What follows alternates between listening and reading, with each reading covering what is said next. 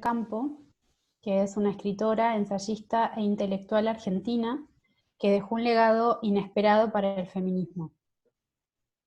Había traído unas fotos para mostrar, pero no creo que pueda compartirlas por acá, así que después en todo caso se las comparto.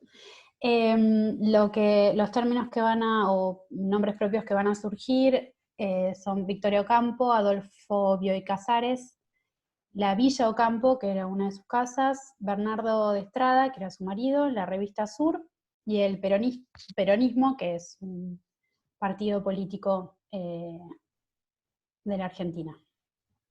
Voy a comenzar entonces. Melina, ¿podrías repetir el nombre del marido? Que no me ha dado tiempo Sí, a apuntarlo. sí, Gracias. perdón. Bernardo Estrada.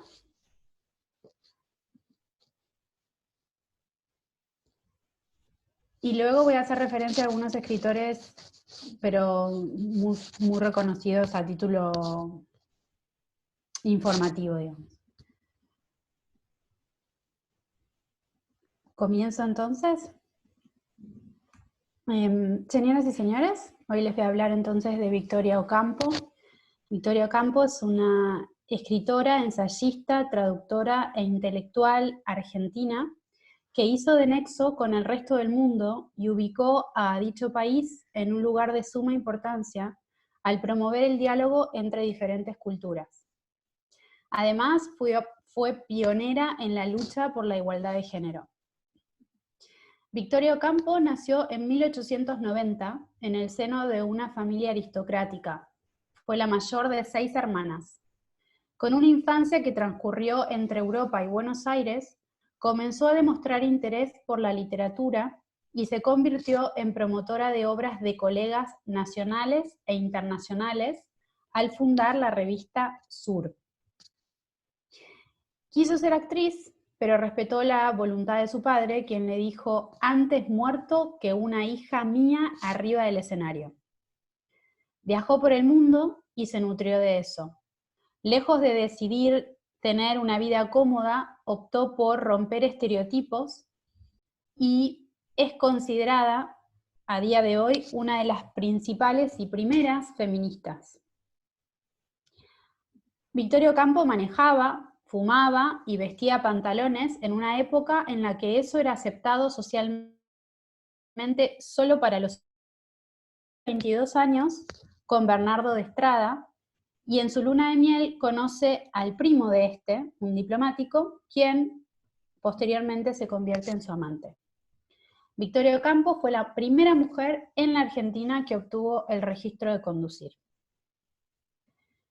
Victoria tuvo una militancia a favor de los derechos civiles de las mujeres. También luchó por los derechos políticos de las mujeres, pero rechazó la promulgación de la ley del sufragio femenino presentada por el peronismo, puesto que Victoria rechazaba a este partido político por considerarlo la encarnación del fascismo en la Argentina.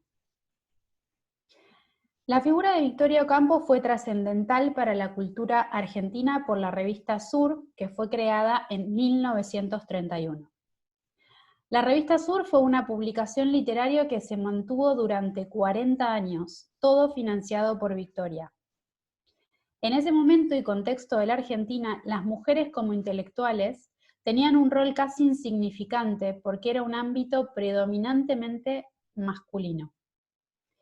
Victoria fue una mujer extraordinaria en la capacidad de leer la realidad y sus circunstancias. Con el correr del tiempo fue encasillada en estereotipos y en la actualidad trabajamos para romperlos, porque la realidad es que merece que se conozca todo el espectro de su persona, como por ejemplo, algo poco conocido, que fue la única mujer invitada a asistir a los históricos juicios de Nuremberg, y en sus memorias, Victoria escribe y se pregunta cómo era posible que no hubiera una mujer en ese jurado. Ese tipo de pensamiento tan vanguardista y tan adelantado a su época hace que no haya tema sobre el que ella no haya escrito, y lo ha hecho con una sensibilidad y una inteligencia fuera de lo común. Victoria Ocampo fue precursora en la lucha de género. reflexionó profundamente sobre el aborto hace 50 años y con menos herramientas de las que tenemos nosotros hoy. Ella fue fiel consigo misma y defendió sus creencias más profundas. Su biblioteca tiene 11.000 volúmenes, y allí hay, entre otras cosas, una serie de lecturas que trajo de un viaje que hizo a Estados Unidos, en el cual se habla sobre 2 temas puntuales: salario igualitario por un lado y aborto por el otro. Esto refleja, en cierta manera, las preocupaciones que ella tenía. Victoria Ocampo era inquieta, reflexiva, comprometida, absolutamente proactiva, y podía ver el talento en los otros. Pero hay otro aspecto de su vida del que poco se habla, y tiene que ver con el valor que se da a la estética y la importancia de esto para que los mensajes profundos lleguen. Por ejemplo, en el caso de la Villa Ocampo, ella dijo: dono una casa y un jardín para que se pueda reflexionar sobre los problemas del mundo. Y ahí hay un compromiso con la estética, es decir, en esta referencia que ella hizo hay un compromiso con la estética que es extraordinario. La Villa Ocampo, que fue donada a la UNESCO por ella misma en 1973, albergó y vio pasar a diversos personajes de la historia, que de no haber sido por la labor de esta mujer, quizás algunos nunca hubieran visitado la Argentina. Ejemplo de ellos son, por ejemplo, Indira Gandhi, Federico García Lorca, Aldous Huxley, Antoine de Saint-Exupéry, Pablo Neruda, Albert Camus, entre muchísimas otras personalidades. A nivel nacional, la propiedad no se privó de contar con personalidades tales como Jorge Luis Borges, Adolfo Bioy Casares, Julio Cortázar, Leopoldo Marechal, entre muchísimos otros. Villa Ocampo es un lugar único, no solo por la belleza en sí misma que posee la casa, sino porque aún hay algo que permanece en la atmósfera y se respira y es parte de la historia del siglo XX. Ojalá haya más Victorias Ocampo en la historia de la humanidad. Escritora, ensayista e intelectual. Ella hizo de nexo para que la Argentina sea conocida en el mundo por su cultura. Victoria se dedicó a vincular a la Argentina con el mundo y viceversa a través de la cultura, del arte y de la literatura de una manera extraordinaria. Muchísimas gracias.